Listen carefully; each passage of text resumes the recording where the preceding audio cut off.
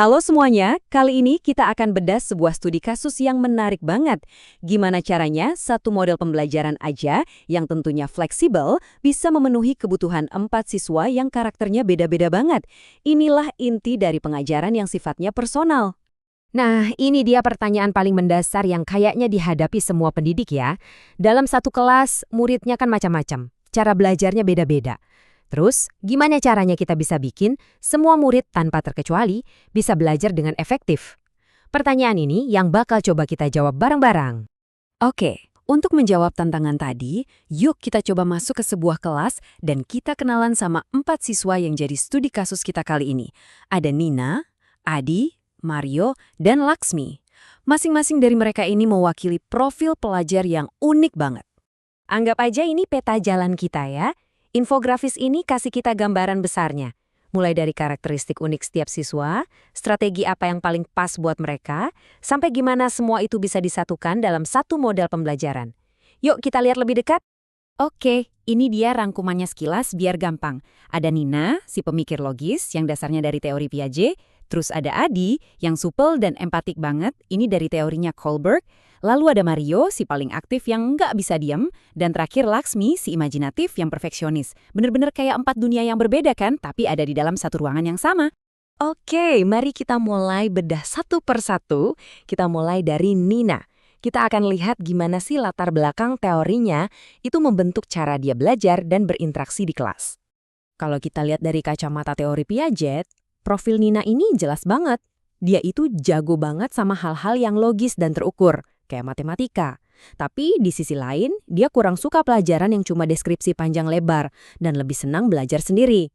Nah, karena itulah strategi buat dia harus bisa nyambungin konsep abstrak ke dunia nyata. Caranya ya lewat pembelajaran kontekstual dan juga role play. Jadi intinya gini, kita harus manfaatin kekuatannya dia dalam memahami konteks, sambil pelan-pelan mengatasi kelemahannya yang suka menyendiri itu. Tantangannya buat guru adalah gimana caranya menarik Nina keluar dari zona nyamannya supaya dia mau terlibat dalam aktivitas yang lebih kolaboratif. Sekarang kita geser ke Adi. Karakternya ini kontras banget sama Nina. Adi ini bisa dibilang jantung sosial di kelasnya. Dan ini jadi kunci utama untuk tahu cara terbaik mengajar dia. Nah, si Adi ini dasarnya dari teori perkembangan moral Kohlberg, tepatnya di tahap anak baik. Artinya dia sangat termotivasi oleh penerimaan dari orang lain. Dia suka bergaul, gampang beradaptasi, dan empatinya tinggi. Jadi strategi yang paling ngena buat dia adalah yang basisnya interaksi sosial. Kerja kelompok, sistem hadiah atau reward, dan bahkan turnamen antar kelompok. Dan ini dia kuncinya buat Adi. Motivasinya itu datang dari luar, dari keinginan buat bantu teman dan dapat pengakuan. Wah, ini sih bahan bakar yang sempurna banget untuk metode pembelajaran kooperatif manapun. Selanjutnya, kita ketemu sama Mario. Kalau Adi tadi jantung sosial, nah Mario ini adalah energi kinetik di kelas. Dia belajar lewat gerakan dan tindakan langsung. Mario ini, wah, contoh pelajar kinestetik sejati.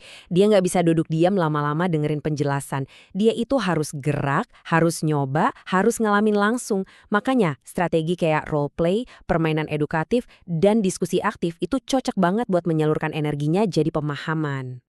Jadi, kuncinya simpel aja. Jangan paksa Mario duduk diam. Pembelajaran yang efektif buat dia adalah yang melibatkan gerakan. Kasih dia kesempatan buat berakting dalam role play atau bergerak dalam sebuah permainan, dijamin energinya yang besar itu bakal tersalurkan jadi pemahaman, bukan jadi gangguan. Dan yang terakhir kita kenalan sama Laksmi. Dunianya dia ini dipenuhi sama imajinasi, kreativitas, dan juga standar yang tinggi buat dirinya sendiri. Laksmi ini ada di tahap industry versus inferiority dari teori Erikson, di mana dia itu pengen merasa kompeten dan berhasil. Dia imajinatif banget, suka bercerita dan gambar, tapi di sisi lain dia juga perfeksionis. Karena dia nggak suka hal yang kaku dan terstruktur, dia butuh ruang buat berkreasi.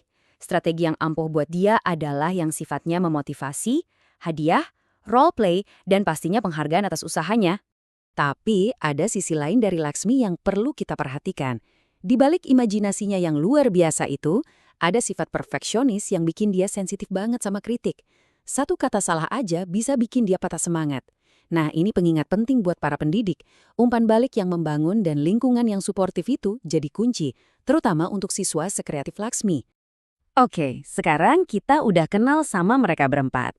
Pertanyaan besarnya adalah, gimana caranya kita bisa ngajar mereka semua bareng-bareng secara efektif? Coba kita kumpulin lagi potongan puzzle-nya. Kita butuh sesuatu yang kontekstual buat Nina, yang berbasis kelompok buat Adi, yang aktif kayak game buat Mario, dan yang memotivasi buat Laksmi. Kedengerannya kayak 4 kebutuhan yang mustahil digabungin ya. Jadi, gimana dong caranya? Nah, ini dia jawabannya. Sebuah model yang disebut TGT Roleplay. TGT itu singkatan dari Teams, Games, Tournament. Coba bayangin ya, siswa dibagi ke dalam tim, ini cocok banget buat Adi. Terus, mereka belajar materi lewat permainan interaktif. Sempurna buat Mario. Dan ada elemen turnamen yang kompetitif. Ini bisa memotivasi Laksmi. Nah, pas kita tambahkan basis roleplay, kita memberikan konteks dunia nyata yang dibutuhkan banget sama Nina. Keren banget kan? Ini adalah kerangka kerja jenius, yang fleksibel, yang menyatukan semua kebutuhan mereka. Terus apa nih pelajaran penting yang bisa kita petik dari studi kasus 4 siswa ini? Yuk kita rangkum poin-poin terpentingnya. Jadi, pelajaran terbesarnya apa? Pengajaran yang efektif itu bukan tentang nemuin satu strategi ajaib yang cocok buat semua, tapi tentang mengenali setiap siswa sebagai individu. Anggap aja guru tuh kayak seorang ahli yang punya kotak peralatan lengkap.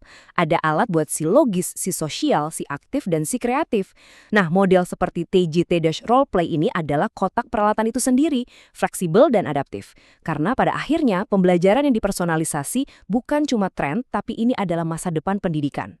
Sebagai penutup, saya mau kasih satu pertanyaan buat Anda renungkan. Baik Anda seorang guru, orang tua, atau bahkan pembelajar seumur hidup, coba deh pikirkan. Dari semua strategi yang udah kita bahas, kontekstual, kelompok, game, motivasi, mana sih yang paling bisa Anda terapkan untuk membuat proses belajar di sekitar Anda jadi lebih efektif?